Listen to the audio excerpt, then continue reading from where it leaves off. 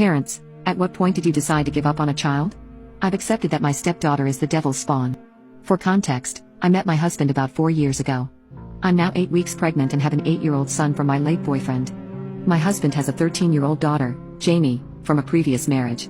Jamie lives with us every other week. When we got married, the ex-wife tried everything to get full custody of Jamie and failed, but it was made very clear to me by Jamie, the ex-wife, and my husband that I am not her mother and am not allowed to participate in raising her. Jamie basically ignored me and my son during the weeks my husband and I had her. It wasn't perfect, but it wasn't hurting anyone directly. My son learned very early not to cross Jamie and kept to himself when she was around. I suspected the ex-wife was behind Jamie's coldness towards me and thought this must be hard for Jamie with all these changes. I tried to befriend her over the years, but she wasn't having it. It got worse when the ex-wife remarried and got pregnant with twins, 2 years ago. She started ignoring Jamie, trying to get my husband to have her more, and basically stopped being a mother to her. It didn't help either that the new husband didn't like Jamie and wasn't shy about not wanting to raise another man's daughter. I asked my husband if we could take Jamie full-time and try to raise her. I saw that her mental health was deteriorating and that she needed stability.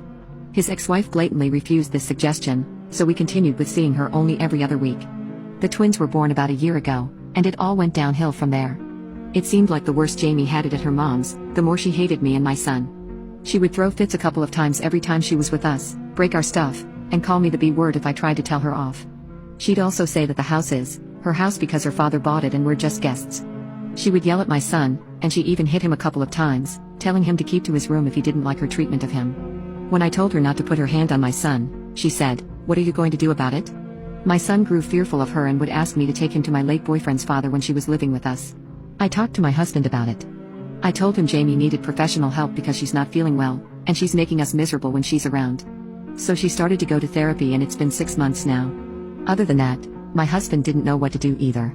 If he tried to talk to her about being nice to us, she played innocent. She would tell him she was playing around and hug and kiss my son in front of him. If my husband tried to be stern, she would throw a tantrum and accuse him of loving my son more than her. Then, 3 months ago, my son's grandpa passed away. This hit my son and me very hard.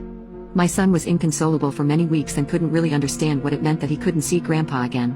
Grandpa, like my late boyfriend, was a carpenter. Since a very young age, my son loved hanging with him in the garage working. Many times when he was there, he'd come home with something they made together. For my 38th birthday last summer, I got a stool that my son designed himself and built with his grandpa and then painted. This was the last project they had together since Grandpa passed away a few weeks later, so the stool was priceless to us. We had it in the kitchen. Jamie made a lot of negative remarks about the stool,